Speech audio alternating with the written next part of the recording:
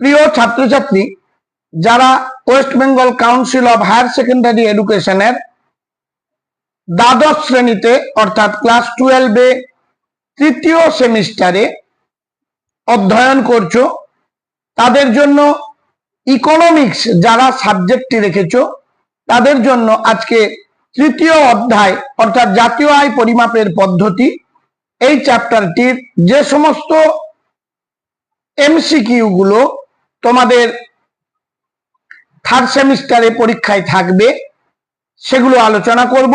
তাই ভিডিওটি খুবই গুরুত্বপূর্ণ তোমাদের জন্য, তাই প্রশ্ন উত্তরগুলো দেখে নাও।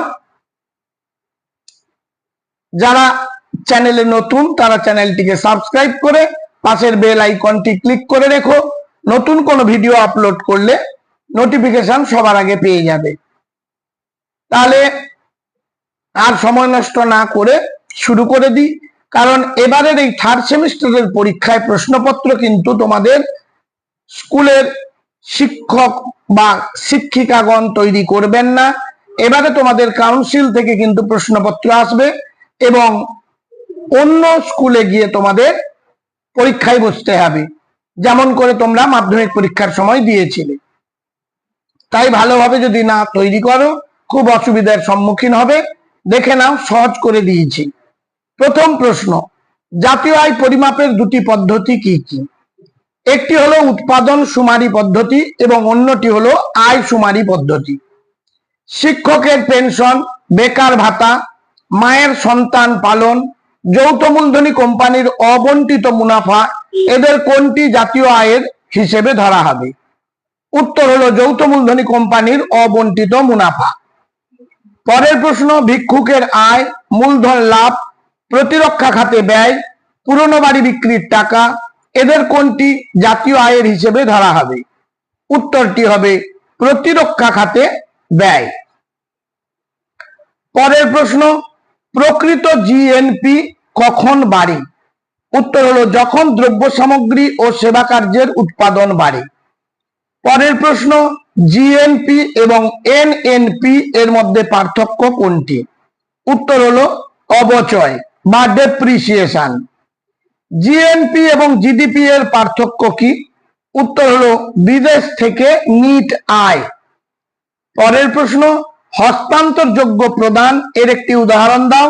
উত্তর হলো বেকার ভাতা। এবার পরবর্তী প্রশ্নে চলে যাব। জাতীয় আয়ের পরিমাপের সবচেয়ে বড় বিষয়টি হলো জিএনপি। বাজার দামে জিএনপি এবং উৎপাদন ব্যয়ে এনএনপি এর মধ্যে পার্থক্য কি? উত্তর হলো অবচয় ও নিট পরোক্ষ কর। এনএনপি এবং এনডিপি এর মধ্যে পার্থক্য কি? উত্তর হলো বিদেশ থেকে নিট আয়। আমি আগের ভিডিওতে বা আগের চ্যাপ্টারে আলোচনা করেছি এনএনপি, জিডিপি, এনডিপি এই সমস্ত যে অ্যাব্রিভিয়েশন গুলো আছে এগুলোর পুরো অর্থ কি আলোচনা করে দিয়েছি। পরবর্তী প্রশ্ন, সাধারণভাবে জাতীয় আয় বলতে আমরা কি বুঝি? উত্তর হলো উপাদান ব্যয়ে এনএনপি। পরের প্রশ্ন, জিডিপি এবং এনডিপি এর মধ্যে পার্থক্য কি? উত্তর হলো অবচয় ব্যয়। পরের প্রশ্ন, জাতীয় আয় বলতে বোঝায় এনএনপি মাইনাস পরোক্ষ কর প্লাস ভর্তুকি। কিসের সংশোধন আনতে জিএনপি সংশোধনী ব্যবহার করা হয়? উত্তর হলো দামের হ্রাস ও বৃদ্ধি উভয়ই। পরের প্রশ্ন, পেনশন, বন্যাত্রাণ, বেকার ভাতা এদের মধ্যে এগুলি কোন শ্রেণীভুক্ত? উত্তর হলো হস্তান্তর প্রদান। কি পরিবর্তন হলে প্রকৃত জিএনপির মানে পরিবর্তন হবে? উত্তর হলো দ্রব্য সামগ্রীর উৎপাদন। এবার পরের প্রশ্ন, বাজার দামে জাতীয় আয় এবং উপাদান ব্যয়ে জাতীয় আয়ের পার্থক্য কি? উত্তরটি হবে পরোক্ষ কর মাইনাস ভর্তুকি। অবচয় বলতে কোনটির মানে হ্রাস বোঝায়? উত্তর হলো মূলধনী সরঞ্জাম। বদ্ধ অর্থনীতিতে কোন ক্ষেত্রটি বিবেচিত হয় না? উত্তর হলো বৈদেশিক ক্ষেত্র। মাথাপিছু আয় বলতে কি বোঝায়? জাতীয় আয় বাই মোট জনসংখ্যা। পরের প্রশ্ন, স্থির দামে জাতীয় আয় বলতে কি বোঝায়? উত্তরটি হবে চলতি দামে জাতীয় আয় বাই দাম সূচক সংখ্যা ইন্টু 100। পরের প্রশ্ন, খাজনা, মজুরি, পেনশন, অবন্টিত মুনাফা জাতীয় আয় পরিমাপের আয় পদ্ধতিতে কোনটি অন্তর্ভুক্ত করা হয় না? উত্তর হলো পেনশন। পরের প্রশ্ন, চলতি দামে জাতীয় উৎপন্ন কখন স্থির দামে জাতীয় উৎপন্নের চেয়ে বেশি হবে? উত্তর হলো বর্ধমান দাম স্তর।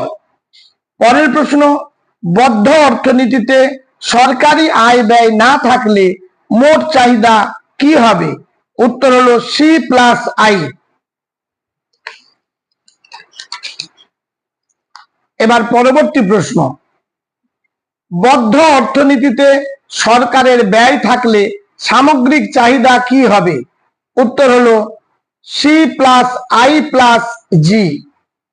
সরকারি ব্যয় আছে, এরূপ কোন মুক্ত অর্থনীতিতে মোট চাহিদার পরিমাণ বলতে বোঝায়? C plus I plus G plus x.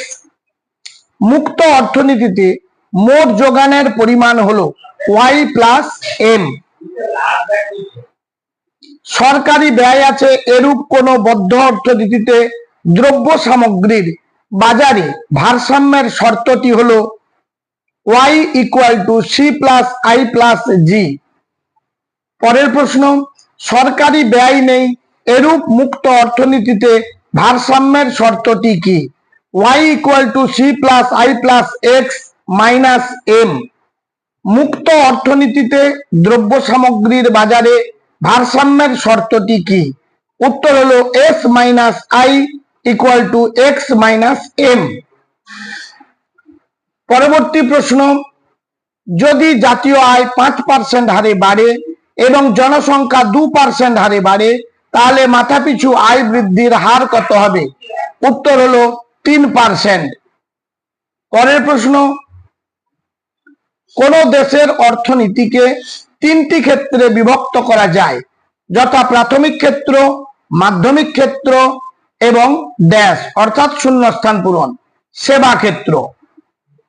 NEET অর্থনৈতিক কল্যাণ ধারণাটি প্রবর্তন করেছেন কে?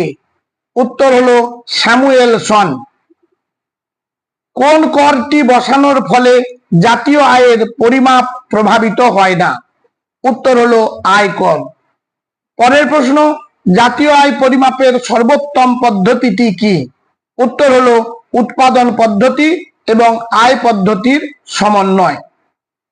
দেখো, এই চ্যাপ্টারের জন্য যে সমস্ত প্রশ্নগুলো ইম্পর্টেন্ট সেগুলো আমি পার্ট 1 হিসেবে দিলাম। এবার তোমরা জানো তোমাদের বিভিন্ন ধরনের যে টাইপ আছে, অর্থাৎ ফিল ইন দা ব্ল্যাঙ্কস, তারপর অ্যাজারশন, রিজনিং অর্থাৎ বিবৃতি, যুক্তি, তারপর শুদ্ধ অশুদ্ধ বা সত্য মিথ্যা, তারপর স্তম্ভ মেলাও, এগুলোর জন্য এই চ্যাপ্টার থেকে সেকেন্ড ভিডিও আবার আমি দেব। আপাতত এগুলো তোমরা দেখে ভালো করে তৈরি করে নাও। আজ তাহলে এই পর্যন্ত, দেখা হবে তোমাদের সঙ্গে পরবর্তী ভিডিওতে। আর তোমরা চ্যানেলের সঙ্গে জুড়ে থেকো।